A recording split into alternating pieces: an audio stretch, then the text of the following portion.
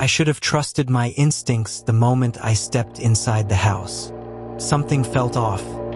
Not in a loud, obvious way, but in the kind of quiet that makes your skin tighten without knowing why. The air inside was colder than it should have been, even for northern Michigan. And the first thing I noticed wasn't the furniture, or the smell of dust, or the creaking floorboards. It was the mirrors. Every single mirror in the house, bathroom, hallway, bedroom, had a strip of black electrical tape running along the bottom edge.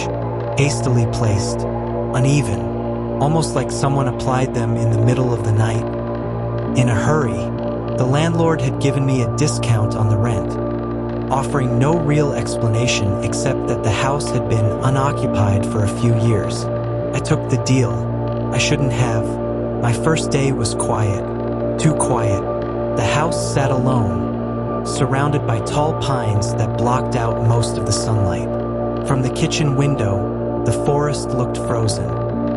No birds, no rustling leaves, nothing moving. I chalked it up to late autumn. But as evening settled and the sky darkened, that stillness felt more like the world outside was holding its breath. I went to the bathroom before bed and stared at the tape on the mirror. Curiosity got the better of me, and I peeled up a tiny corner of it. Underneath was a thin scratch etched deep into the glass. It wasn't random. It formed a clear word: quiet. I felt a shiver run down my neck. I tried to sleep, but the house made noises.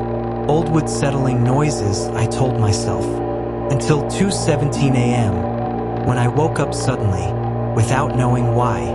The room was cold enough that I could see my breath. Then I heard it, slow, deliberate footsteps above me. The problem? The entire second floor was empty. There wasn't supposed to be anyone up there. I stayed frozen in bed, listening. One step, pause, another step. They moved from one end of the upstairs hallway to the other. I held my breath until the footsteps stopped. When morning finally came, I convinced myself it was the wind, or maybe an animal on the roof. The next night, at exactly 2:17 a.m., the footsteps returned. Same rhythm, same slow pacing. I grabbed a flashlight and went upstairs. The entire floor was untouched. Dust on every surface, no footprints except mine. But the moment I stepped back downstairs, I heard a soft, shaky breath above my head, like someone standing directly over me. On the third night, something new happened. At 2:17, I woke up again, heart racing. But this time, no footsteps. Instead, a voice whispered from somewhere inside the room. "Don't look." I sat up, terrified, staring into the shadows. The whisper came again, closer, almost right beside my ear. "Don't look." My heart hammered against my ribs. I didn't sleep at all. The next morning, I finally called the landlord. He dismissed it as old house noises and told me to get some rest. His tone was too casual, like he was pretending everything was normal. Later that day, I went into town to clear my head. At a small cafe, I struck up a conversation with a woman who recognized the address. When I mentioned Coldwater Road, her expression changed instantly. "You're staying in that house?" she asked, her voice tightening. That house was abandoned for a reason. She told me a family had lived there years ago, mother, father, teenage son. They too heard footsteps at night. They too complained about whispers in the dark. The boy reportedly told his friends that the mirrors showed things that weren't happening. And then one winter night, the entire family vanished. No struggle, no signs of departure, just gone. Police found only one thing odd: the mirrors. Every mirror in the house had black tape at the bottom and the word "quiet" scratched into the glass. My blood ran cold. I returned to the house only because I needed to collect my belongings. But as soon as I stepped inside, I felt watched. The air was heavy, thick.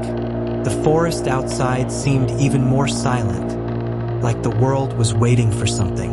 When I reached the stairs, I froze. There were footprints in the dust. Fresh ones. Bare footprints leading up the staircase.